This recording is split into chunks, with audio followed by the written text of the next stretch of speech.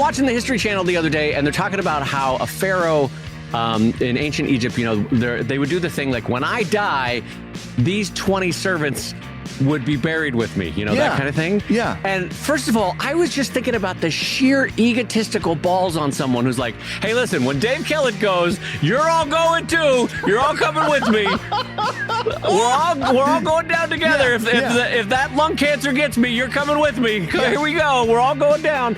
And then I started thinking about the one servant who was like, oh yeah, sure, boss, sure, yeah, I'm going with you. Oh yeah, I'm going to be buried with you. Yeah. And then the news comes down. Hey, did you hear Pharaoh died? Pharaoh died. Oh, hey, hold on, I gotta go check my donkey outside. I'll be right back. And then you just hear down the street, like you guys just heading out of Cairo as fast as you can. Like, holy shit, I gotta get down the Nile.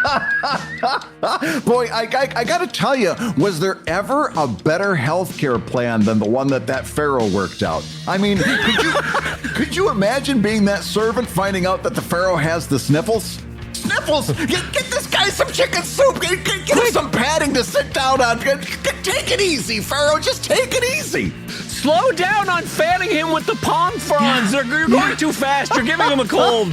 Yeah. I mean, you do not want to see that Pharaoh you don't want to see this Pharaoh stub a toe, let alone get Brad, the sniffles. That is a funny comic angle. I never thought about that. The 20 people that are going to be buried with him are like, good God, let's quick massage his feet. You rub his rib cage. We're going to get him better. Take care of him. Yeah.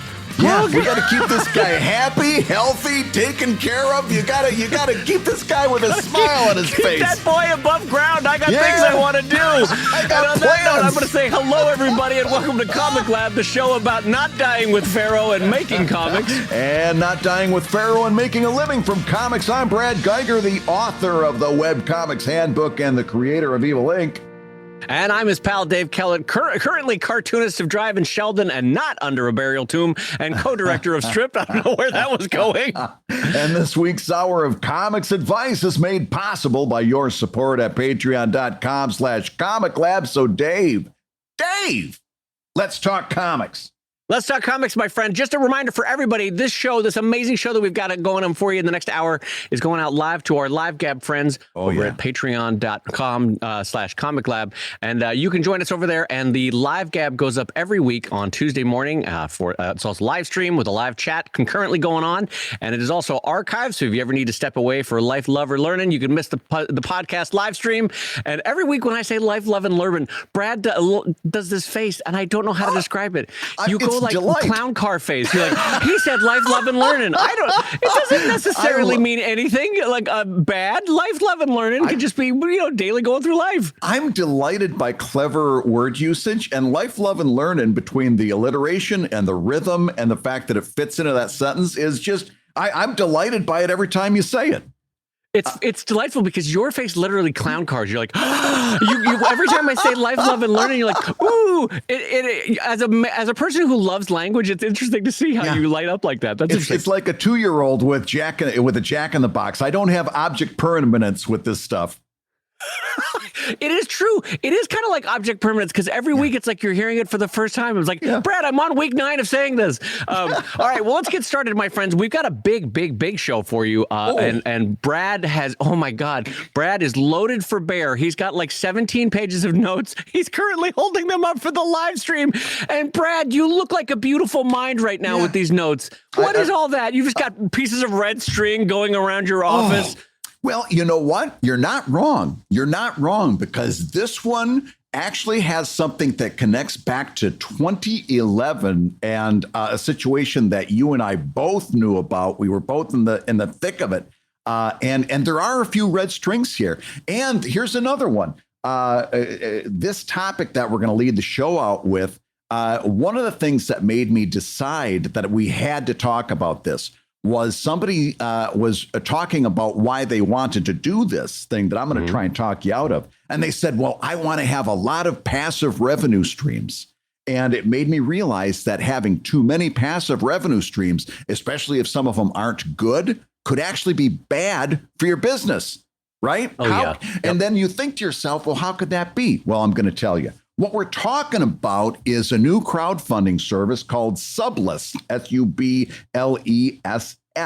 And if you, like me, travel in some of the not safe for work comics circles, you're already familiar with this, most likely because it's partnering with one of the major NSFW comics aggregator sites. They've already got a partnership. And so it's already kind of come across my purview. Now, listen to this. See if this sounds familiar to you, Dave. Subless works like this. A person puts in an amount of money into their Subless account, and then every time they visit the website of a creator who is affiliated with Subless, the app transacts a micropayment based on the number of pages they read. When the account is emptied, it must be refilled. Now, if that sounds familiar to you, David, do you remember what this is? Well, longtime listeners of ComicLab and of our previous wonderful podcast, Webcomics Weekly, that we did with Scott Kurtz and Chris Straub, remember that there was a service that we eviscerated for months because not only did we find the service slightly immoral in the way they set themselves up, but they also had the dopiest name going, and the service was called Kachingle. Kachingle had this exact same business model with the added wrinkle that they signed you up without your permission, which just infuriated all four of us on the show at the time. Because it was the sort of opt-out option is always the worst, what are you doing? What are any of us doing here if you're making me opt out? And so Kachingle had this same business model, the same idea. You would take your credit card, you load $20 into Kachingle, which, by the way, Kachingle and Subless in this account, they're earning a ton of interest on that money just sitting in their accounts in the meantime. And then, okay, let's say Dave Kellett, go to Brad's Evil Ink page, and he's got, in this case, I guess, Subless loaded up. It's probably a little snippet of code, Brad, I'm imagining, that you load up on your page, and there's Subless. And what I'm guessing is a tenth of a penny, half a penny, something like that, goes to Brad Guigar. But what that really means is 4/5 of a penny go to Subless, and 1/5 of a penny goes to Brad. And in the meantime, my account is going down, down, down, and there's no discernible good that I am seeing in any traditional commercial transaction, if you know what I mean. Where I normally would say, I want that banana, and the storekeeper says, that is 70 cents. And then you go, here is 70 cents, storekeep, and they go, here is a banana.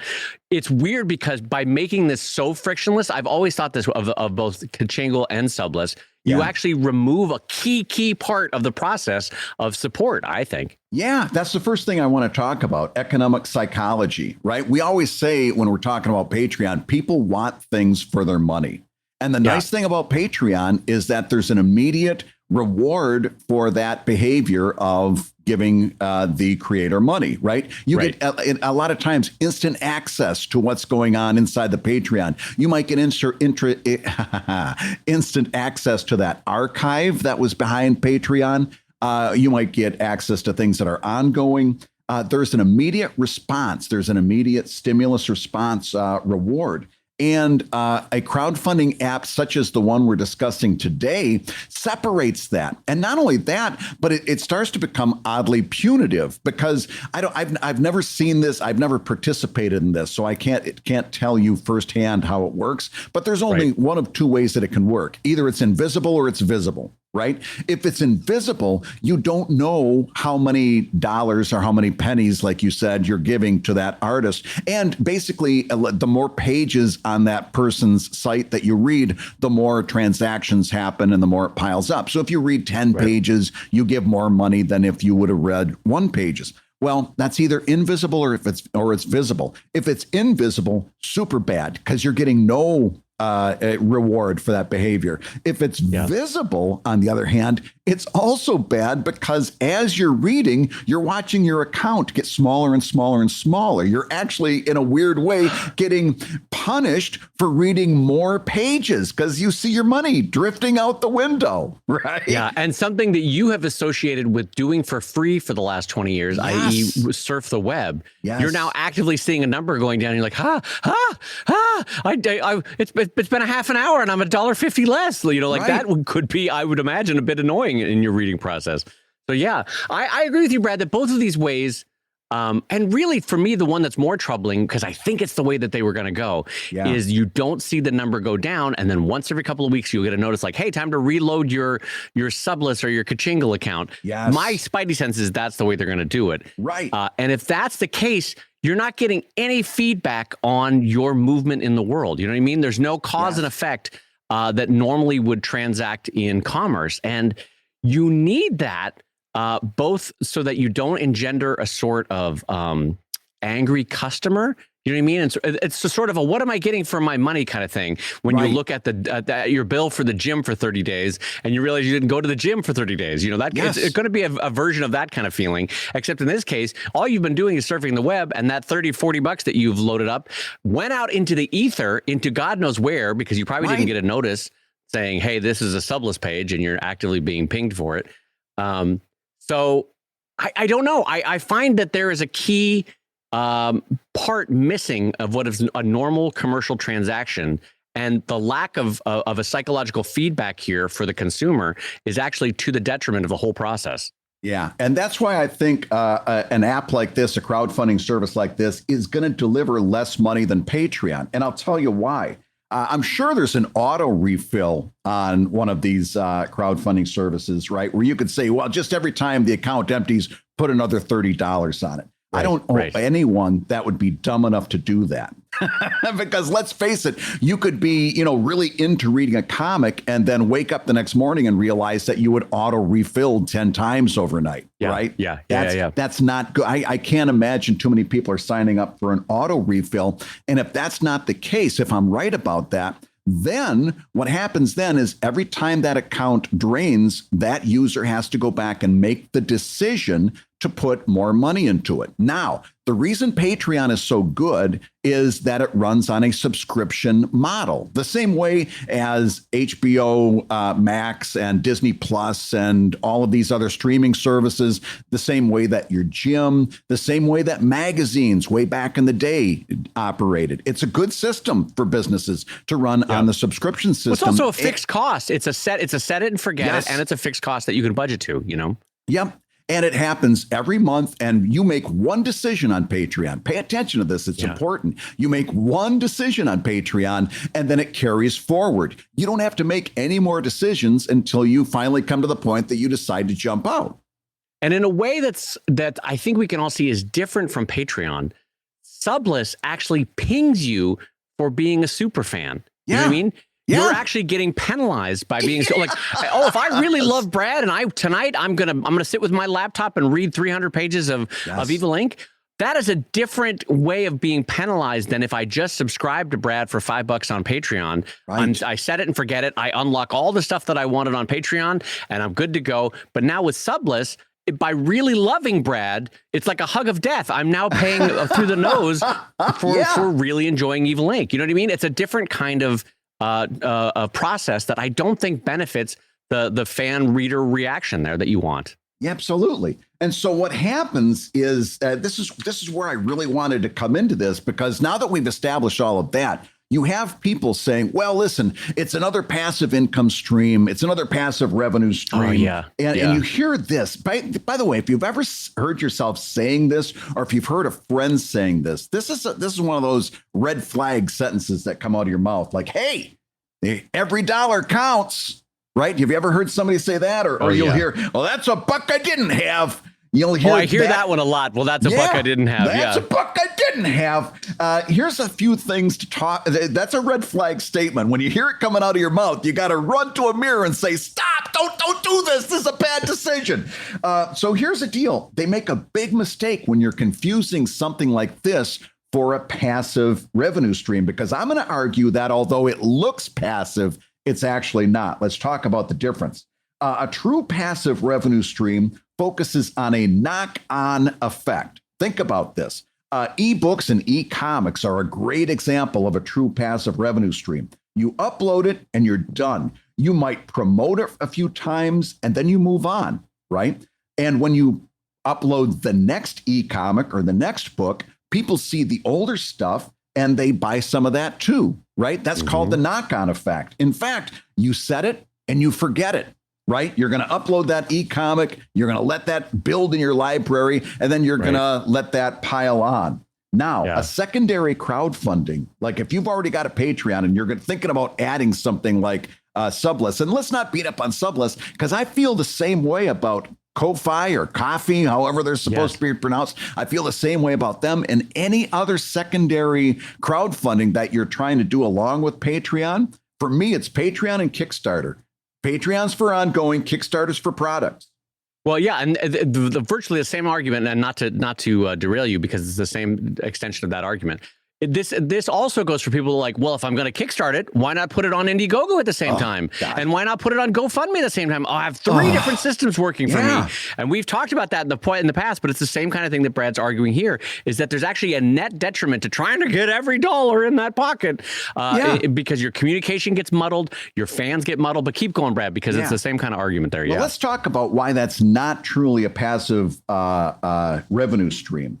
Having something like that features it's what I call a knockout effect instead of a knock-on effect. Instead of directing prospective subscribers to Patreon, you knock them out of that path and towards another path that will probably deliver a smaller financial return for those reasons we just got done talking about, right? The subscription conversation we just had. Right. You could be directing them towards Patreon, and instead you're knocking them out of that path into something that's going to deliver less. In other words, this is set it and regret it.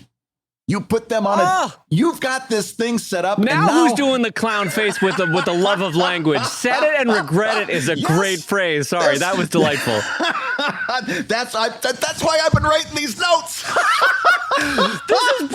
This is Brad on the John. Oh, this is gold. I got to write this down. Yes. I can't forget set it and regret it. Yeah. Set it and regret it. And that's why I'm going to tell you that there's a danger to setting this kind of stuff up, because these are people that you should be directing towards Patreon, where you know that you're going to get a bigger financial boost out of that conversion, right? And you can't tell me reasonably, that if somebody's willing to become a Subless backer, that they're not willing to become a Patreon backer, right? I don't honestly. I know there's one or two people out there that really are upset with Patreon. I don't believe that that's a large enough number that it's going to affect your business. And I think the detriment to the other way that I just got done talking about for the last few minutes is much, much bigger.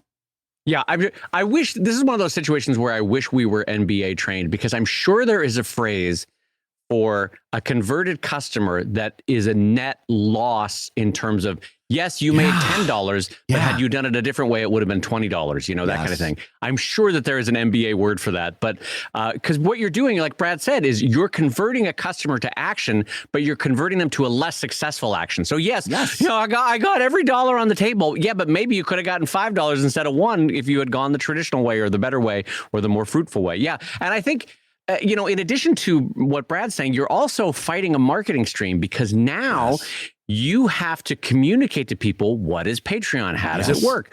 What is Subless? How does it work? What is this other service? How does that work? And in the meantime, your marketing and your communication, for one thing, you're talking about all of them more than you want to be. Yes. And you're not repeating the same message 7 times. You're now repeating 3 different messages 21 times. So you're polluting your stream and you're confusing people, because what's going to happen is people are going to be like, okay, well, Brad, I love you. Which one do you want me to do? And Brad's going to be like, anyone that works for you. And then you're creating that M&M effect of indecision, because there's too many options. You're like, I don't know. Do I support Brad on Patreon? Do I support Brad on Subless? What does he want from me? Right. Whereas the much stronger position is, hey, if you love Brad, patreon.com/ what is it? Guigar? I forget. Guigar.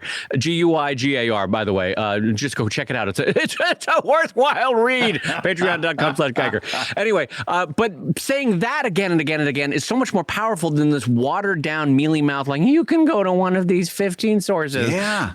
And you see that on Twitter all the time, where somebody says, you can support me here, here, here, here. And they actually have a list, and it's your eyes blur over, because it's like, what am I doing here? this is a separate critique, but I always feel this from a marketing standpoint when an artist on their bio or on their website description does this. I'm a musician and also a playwright and also a poet, and I do sculpting and I do interior design. And it's like, pick one from a marketing standpoint. Pick one, build that one really strong, and then you can walk down many roads. But don't do the list of all the different arts you do, because then what it looks like is you do none of them well. Is the unfortunate truth, you know? Yeah, if you're doing everything, then you're probably doing nothing. Yeah, and which is what's happening with if you're doing Subless and Patreon and GoFundMe and Indiegogo and all. If you're doing all of those, I guarantee you're not doing any of them well. Yeah. Pick one, pick two, walk down those roads. And like Brad said, we would strongly recommend go with the industry leaders, go with Kickstarter and with Patreon. Yeah. Let's just wrap up this conversation with a case study. I'm not going to give the person's name because I don't want to shame them, but I do want to talk about this idea that they had, because it wraps this whole thing up in a bow. This is a quote, okay? I got my first DeviantArt subscriber. By the way, if you think Subless is the only culprit, there's a ton of them now. DeviantArt has a subscription. There's tips for tweets. There's all of these things, right?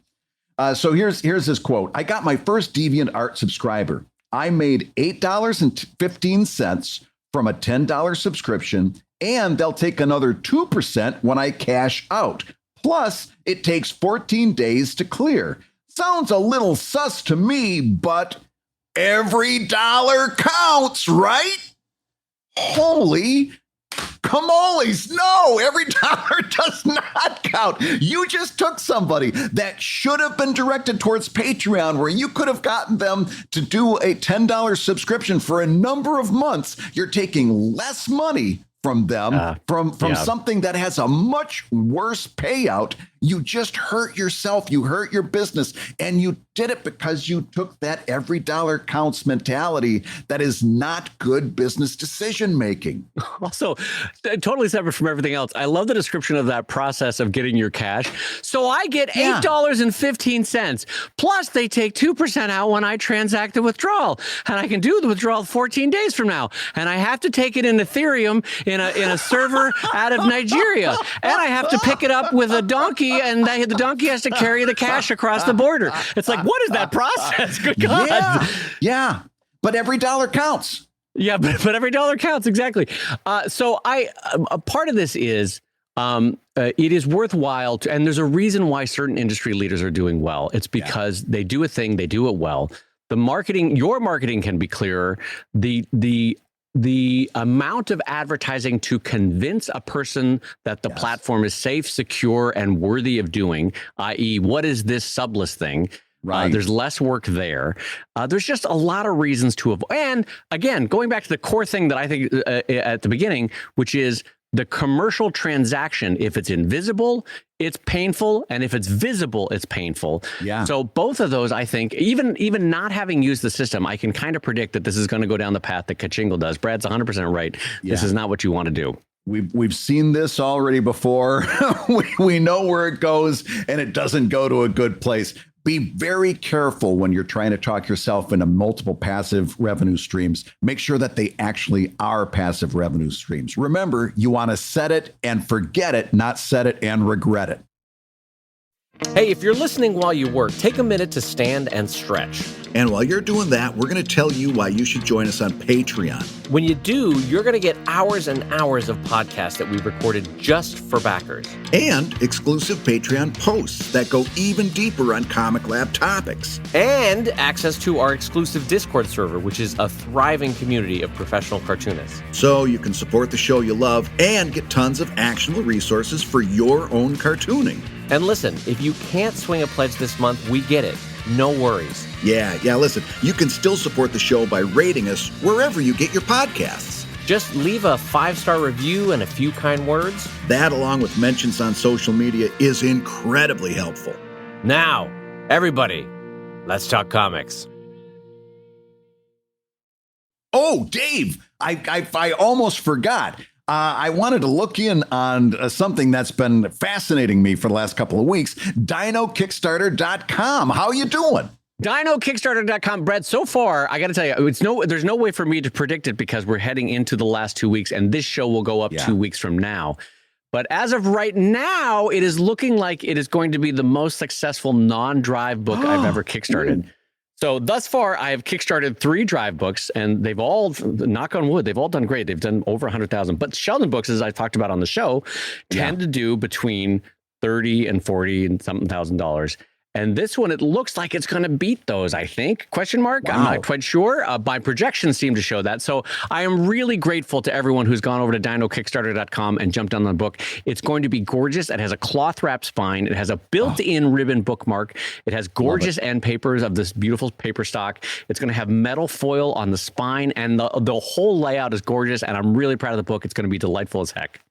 Yeah, now I see in the show notes you've got Dino Kickstarter, one word. Has there been confusion about dinokickstarter.com? No, Brad, but I appreciate you asking it that way, because dinokickstarter.com is just one word. So it's Dino, and then Kickstarter, and then .com. So it's dinokickstarter.com, which is and you right now, at this point in actual time, you're in the bottom of what we call the bathtub curve, right? Every time we talk about Kickstarter, we talk about the bathtub curve. You start really strong on the first couple of days, and then it tapers off, and you go to the bottom, and it just kind of bottoms out, and you're kind of coasting along. And this is when a lot of first-time Kickstarter creators start to get nervous, because it's like, oh no, what just happened? All the wind went out of the balloon. The thing you got to remember is when you there's always another end to that bathtub. When you get to be about 2 or 3 days before the end of the Kickstarter campaign, that instance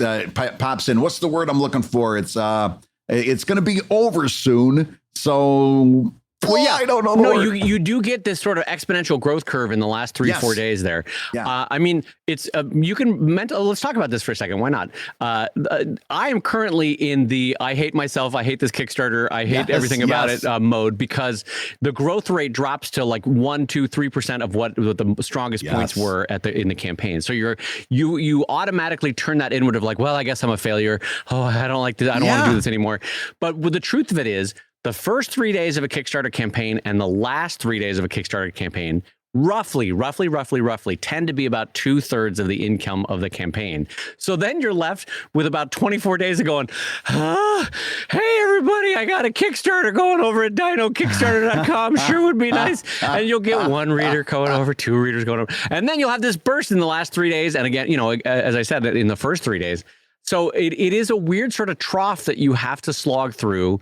And every Kickstarter person that ever had to do it knows what it is. And you just kind of plan for it. And one thing that I've done, Brad, and I've actually showed you this, is I have actually started to chart out every Kickstarter I've ever done across a 31-day grid.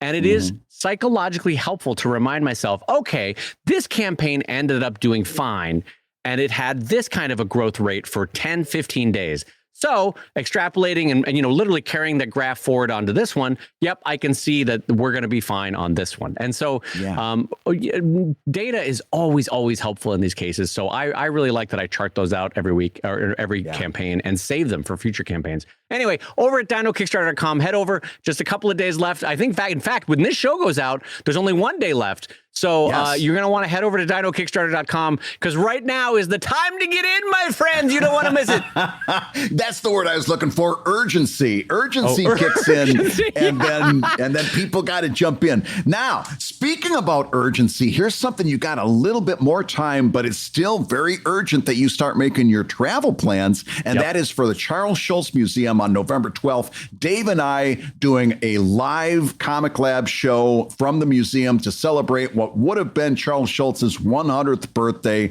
It's going to be, I just went back and looked. It'll be my first public appearance since 2019, where I was at NCS Fest with you, as a matter of fact, down there. This is going to be the first time you're making an appearance since you got the calf implants. This is going to be exciting for people.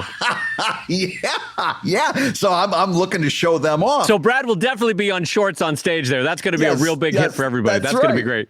But it's also, if you're a ComicLab listener and a fan, it's going to be the only place probably for the rest of the year, unless you've got something planned I don't know about, that you're going to be able to get the exclusive ComicLab pin, which says Let's Talk Comics in a nice little word balloon. You can't buy them anywhere. The only place you can get them is at Personal Appearances. And this is the only one we've got planned for the rest of the year. So make plans to come out to the Charles Schulz Museum on November 12th. See us, see another great show they've got lined up for later on that day. It's going to be a blast. And we're also going to try and get some meetups in there, do a little tour of the museum with you.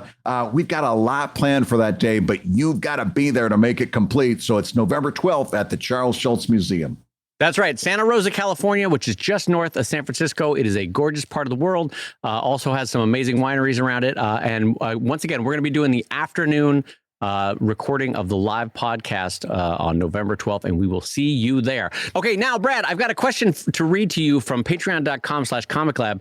And this comes in and says, "Hey, Dad and Brave, I've been working on my webcomic for quite some time now and have almost 30 updates, 5,000 reads, and 202 subscribers on Webtoon. I also upload to Tapas and another webcomics app every week. My problem, however, is that despite the frequency of my updates and a number of subscribers, I could never have imagined I still only have 3 Patreon backers. I talk about my Patreon at the end of every comic update and on social media. I have 3 tiers which offer rewards such as early access, digital sketches, and even an appearance in the comic. Please help as I'm at a total loss. I love the show and ProTips, and my comic has gotten better and better thanks to you guys. So thank you." But Brad, here's the question. Yeah. This cartoonist has done 30 updates. 30 whole updates. 30 updates, and is confounded that the Patreon has not shot to the moon yet. And so what kind of response, Brad, do you have for that person to console them? Well, listen, I actually got a little bit curious. So I went and I looked at this person's comic, and I'm gonna reveal a few things here. This person started in 2019 with 6 updates over the course of the entire year. Then he posted only 6 updates in 2020 and only 2 updates in all of 2021. They didn't start posting regularly until April 2022, and they only started posting weekly in May. So the question is not why you only have 3 Patreon backers. I think the question is, how did you get 3? Because you've been really, you haven't been consistent. Number one, 30 updates is not a big number. I know it feels big, but it's not. It's not a big number. And you've only been posting consistently since May. Okay. So you can't expect that much, especially this person is doing a story-based comic. So that's a lot of time going by in between some of those updates. To keep people interested in what's going on. You've heard me say on the show before that I'm not as locked into a schedule as I was in an ad-based model. But with a story, you still have to keep those next beats coming at some kind of rate. You can't let years go by. You can't let months go by in between, unless you are one hell of a good writer. Then if your writing is that strong that people are willing to hold on for it, then you've got it. If not, you've got to have what we keep talking about here on the show: frequency, consistency, and significance. And that's that phrase that Brad has so beautifully coined of frequency, consistency, and significance is really the key to everything, because I translate this as though you're going to the gym. Let's say you were trying to get into shape and you said, "Brad, I don't understand. I've gone to the gym 30 times. I went 6 times in 2019. I went 6 times in 2020. And since May, I've gone every week to the gym. Why am I not Arnold Schwarzenegger in 1982? I don't get it. What am I doing wrong, Brad?" It's like, I mean, the answer is so obvious that it has to be frequent. It has to be consistent, and it has to be significant. And all of those 3 work hand in hand. So if you go to the gym 6 times, great, that's good, but you did it 3 years ago, and then you did it again 2 years ago, and then you see where this is going, is that it's not just in mass, these 30 numbers, which, by the way, to reinforce what Brad says, is not a high number. I know you should feel accomplished that you got 30 done. That's great. It's not enough to start expecting a return on that. Just as a reminder, I started putting my comics up online in 1998, right? I didn't quit my job at Mattel Toys until 2007. So how many years was that, Brad? Until I that's 9 years, right? That would be 7, 8, 9 years. 9 years. Almost so 10 years before you were able to. Literally, I know we say this all the time on the show. It is a years-long investment. And on a lot of those years, during a 40-hour, more than 40-hour job, during a 40-hour job, I was posting 7 comics a week. For years and years and years and years and years. I mean, 9 years I was posting 7 days a week. And it really was only in those last 1 or 2 years, Brad, if I'm being honest about it. Maybe 2005, I started making some income. And then by 2007, I had enough to replace my income at my daily job. So 30 updates spread out over 3 years is not enough of frequent, consistent, and significant. Yeah. And you've heard us say on the show, and this is another. And we've had so many good examples. This is just another in a pile of examples of why you should not start your Patreon too soon. Holy cats, take a look at this person. They may be doing a perfectly delightful comic and probably learning a lot about comics as they're going. Their eye is completely off the ball. They are not focusing on where they need to be focusing on. They're obsessing over 3 Patreon backers. They've only got 30 updates, like we've already talked about, all those things we just talked about, the spotty updates and so forth. They started their Patreon too soon, and it's taken their attention away from where it needs to be. We keep saying, don't start that Patreon until you've really built up an audience. Everything you need to know about crowdfunding is in the word. First comes the crowd, then comes the funding. There's no shortcuts to that. You've got to build your crowd first. You didn't build your crowd, okay? So what I want you to do, number one, if you're listening to this podcast and you're not this particular person, I want you to know I'm talking to you too. There's a lot of people that fall into this category. But what I want you to do, I'm going to give you some advice. And that is, I'm just, and again, I haven't read your comic. I literally just looked at when you were updating. I haven't looked at a whole lot past that. But I'm going to give you a couple pieces of advice that I think are almost universal. David, I'm going to call these nigh universal advice tips. Oh, just for the ability to use the word nigh, I'm in. That's right. These are nigh universal. I'm going to tell you, number one, focus on your writing. 80% of web cartoonists came to comics because they were artists first, and they haven't given a whole lot of thought to the writing. So you see some very well-drawn stuff that doesn't have a lot of teeth to it writing-wise. Focus on your writing. All right. And we've got tons of shows in the archive that talk specifically about writing. We've got a bunch of ProTips episodes called Writer's Room, where we just talk about the craft of writing. I want you to focus on the writing and to remember that every one of those updates, and go back and look over your 30 to see how well you've done so far. Every one of those updates has to land on a significant story beat. The goal, and you're not going to get it every time, but the goal is that somebody coming in and seeing number 15 out of 30 can still enjoy that, can still get something out of that update without knowing the backstory. And I know that's hard. Okay, it's going to make a real difference in how you approach that. They obviously won't get everything that's going on, but they've got to have enough just from the context of what's going on that is a significant story beat that you're ending on. Just doing that will give you enough to work on for the next couple of years. Okay. Number two, post and as consistently as you can. Now that you've got that weekly rate going on, I want you to keep doing that. Again, not because I think that it's some magic thing that you're going to satisfy the algorithm and we're not going back to an ad revenue thing, but I want you to do it in your case because it's going to keep you focused. It's going to keep you working. It's going to keep you moving forward. It's going to keep you on track. And speaking of keeping you focused and on track, my third piece of advice, pause that Patreon. Get your mind off of it. It's distracting you right now. You haven't built your crowd yet. There's no reason to think that you're going to have any funding. pause the page. Tell those 3 people, thank you so much. We're going to put a little pause on this. It's distracting you. Yeah. Work on building your craft, then work on building your crowd. Then you're going to be able to get that Patreon going. What do you think about that? Universal advice, Dave. I think all the 3 of those are really solid. And I'm going to be, normally Brad has to be the bearer of bad news. And I think I'm going to be the bearer of bad news on this one, which is if and when you listen to Brad's advice to pause that Patreon, I don't want you to start it back up again for 2 or 3 years at the least. Yeah. I know that you're going to be like, what? Holy hell, 2 to 3 years. Yeah. Yes, 2 to 3 years, at the least 2 to 3 years from now, because I know 30 comics feels like a lot. I know it does.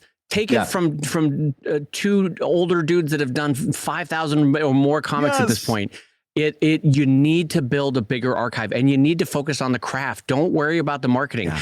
We have had this discussion eternally in webcomics where people are like, Brad, I've been posting for 6 months. When do I start selling t-shirts? Well, that was the argument we had 20 years ago. And then, it became, hey, I've been posting for 3 months. When do I do my first book collection? And now it's, hey, I've done 30 comics. When do I get my Patreon going? And I'm not saying that to be mean. I get it. You're excited to get it all going. You want to have the comic churning. You want to have the Patreon churning. You want to have the books being made. I get that. I know that feeling. It is okay to have that feeling. What Brad and I are saying is it's not time yet. Now is the time to focus on your craft. Now is the time, secondary to the craft, first is the craft. Second to that would also be working on building your audience up. You don't have an audience yet with 30 updates yet.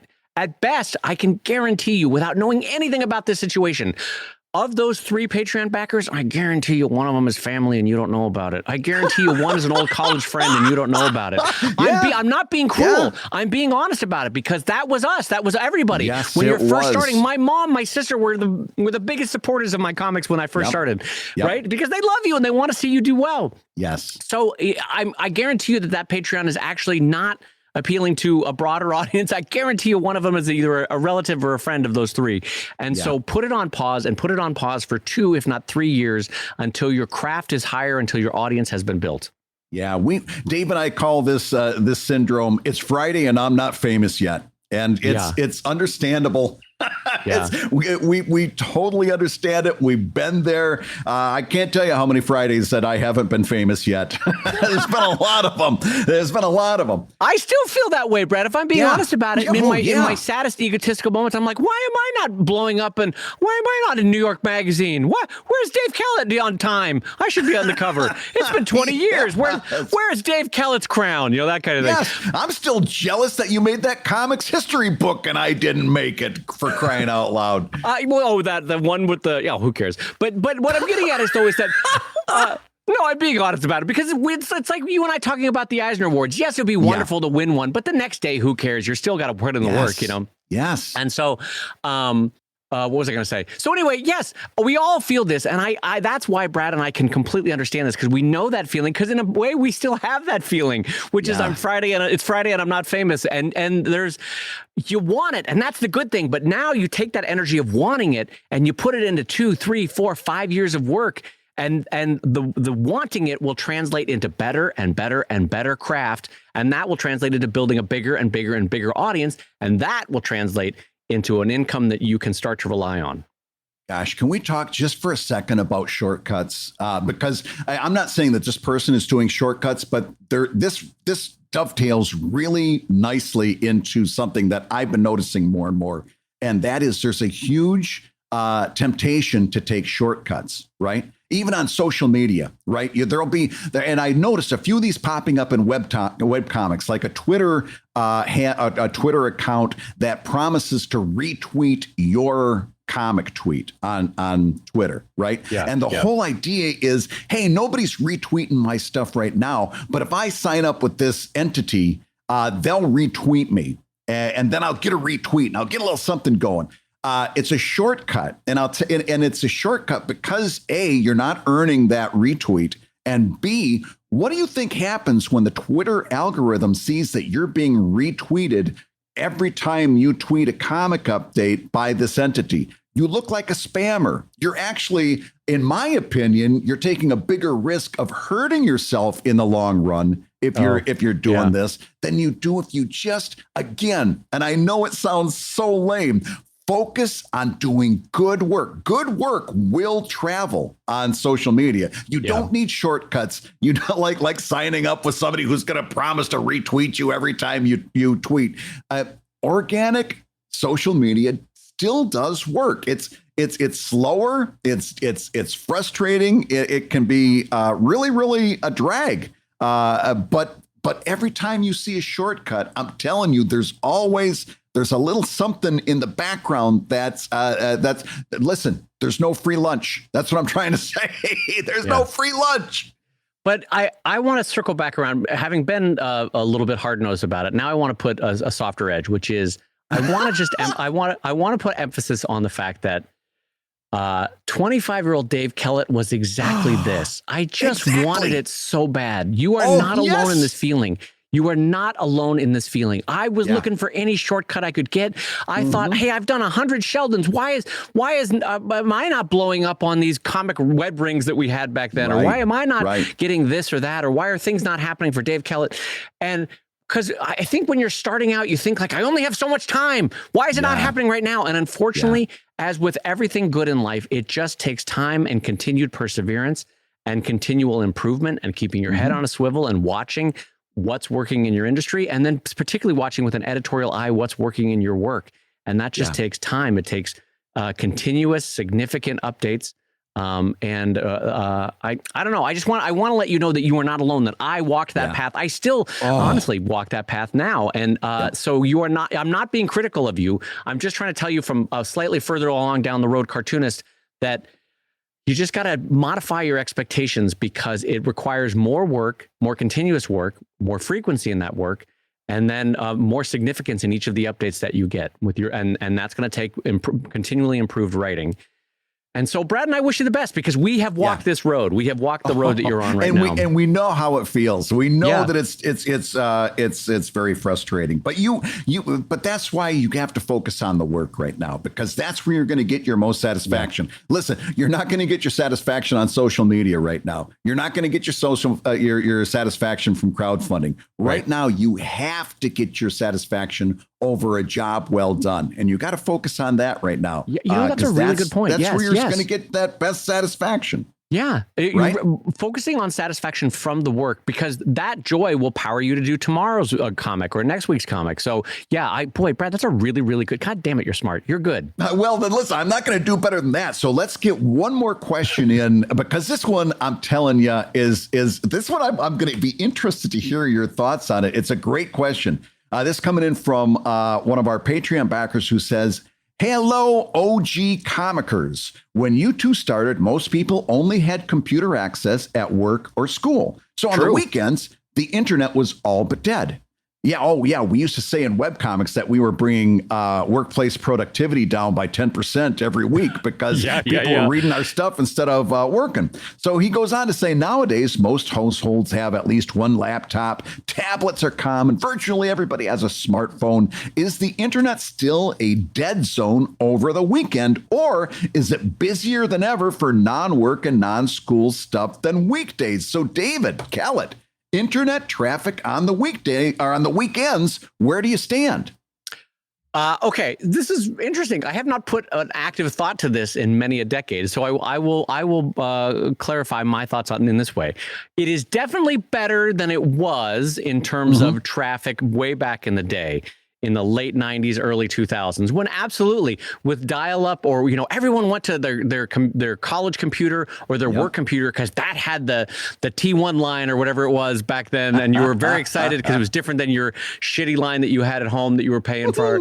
And yes, absolutely, it's better than that. But I still would posit that posting things on the weekend is like putting things out to die, because it's I still feel in my heart of hearts that the people that are checking the phone on the weekends, it's only a brief flash versus things that they're actually wanting to do. If we're being honest about it, all of us work for the weekends, and the weekends are when we try to live our life, And so I think the phones get put away, bikes get taken out, people go to movies, People go on dates. People go to the beach. People go whatever they're going to do. All that sort of things. There's life, love, and learning on the weekends, Brad. There's life, love, and learning.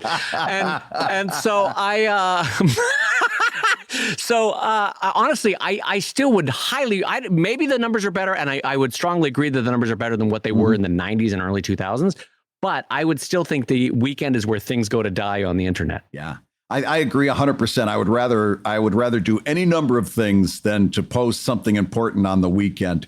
And that's where numbers can be tricky, because if you look at, and I've done this, if you looked at Twitter's stats and Instagram and Facebook, they'll show you that weekend traffic is just as high as through the week. But what those numbers don't tell you, like Dave just pointed out, is that people are busy doing other things that then they're much more likely to jump in on, let's say, a Kickstarter campaign like DinoKickstarter.com while they're sitting there taking a lunch break at work on a Monday. But if they're out at the beach on a Saturday, even though it's just as easy for them to do it, right? They can do it right from their phone. It's just as easy.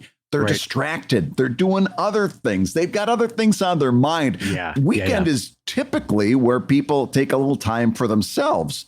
Those of us who still have the luxury of having a weekend where we actually have Saturday and Sunday off. This is where you're taking time for yourself. You're not thinking about all that other stuff. You're kind of focused on that ice cream cone that's in front of you right now. So no, I would not. And it might be just me. But I've tested it a couple times with some mid-level important stuff. And no, it's been no different. The weekend is where the internet goes to die. As far as if you're trying to do stuff like what we web cartoonists try to do, still good for a little bit of content posts here and there. Still good for a little promotion post. But like for something important, like a Kickstarter announcement, and here's one that as long as we're talking about Kickstarter on the weekend, if you're planning a Kickstarter, the last thing you want to do, you want to move hell or high water to make sure that your Kickstarter does not end on a weekend. Oh, that God, is yes. death. I've sat there and watched people make that mistake and cringed, tried to jump through the monitor, said, never let a Kickstarter end on a weekend. Beth and I, and this is worth talking about, Beth and I did a lot of conversational planning with physical calendars out in front of us to plan when DinoKickstarter.com is going to end, because not only, and I'm going to build on what Brad was saying, not only did we want DinoKickstarter.com to end, I did it again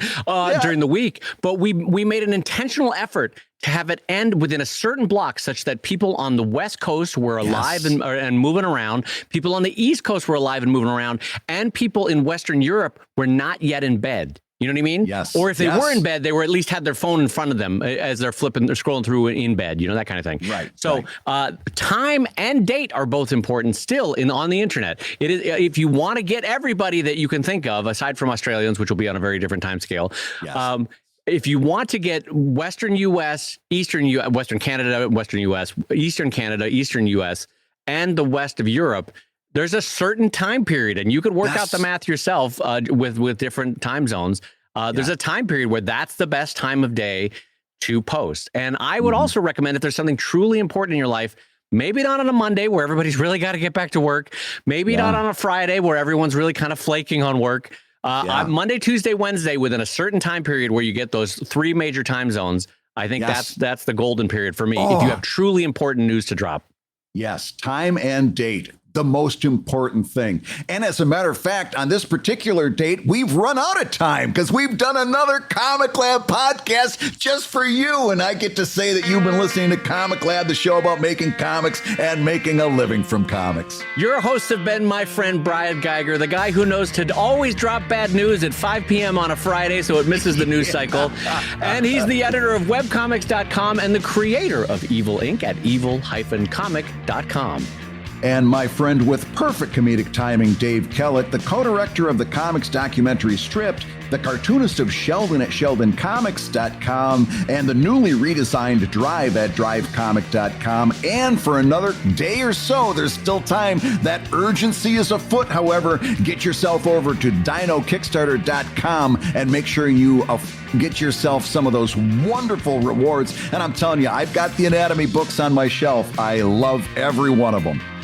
I'm laughing because I had the door to my podcasting closet open and my dachshund just came into the podcasting closet and he's slowly climbing up me trying to get a pet. And God, that's funny to be podcasting and have to be like, hey, what's going on in here? Hey, what are we doing in here? Hey, feel like anybody want to pet me? That'd be a great time to pet me. Any ASMR going on in here for dogs? Like, not now, dude. Anyway, I will say, with thanks to Brad for mentioning DinoKickstarter.com, which does indeed end tomorrow, and which I hope you'll join us on, I will say the ComicLab theme song is used with permission from Andy Creighton at theworldrecord.net, and this episode was edited by our wonderful friend Matthew Woodard at Woodsong Productions over at www.woodsong.media. If you love ComicLab, you can rate and review the show on Apple Podcasts or on Spotify, where we're getting a lot of traction, and you may hear your review featured on a future episode. And you may be asking yourself, why are Brad and Dave pushing Spotify so much? Because when you're doing a creative career, if something's working, you keep hitting it.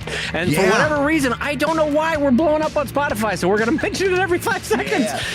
That's helping to get that show out to more and more people who, frankly, are going to enjoy hearing it. In some cases, need to hear a few things we're saying. So we love that you're pushing us out there on Spotify. Keep it up. If you haven't given us a 5-star review, go and do that right now. And we sure appreciate it. Absolutely. And I will say ComicLab is made possible by your support on patreon.com/ComicLab. So we'll go ahead and say that twice. Patreon.com/life, love, and learning.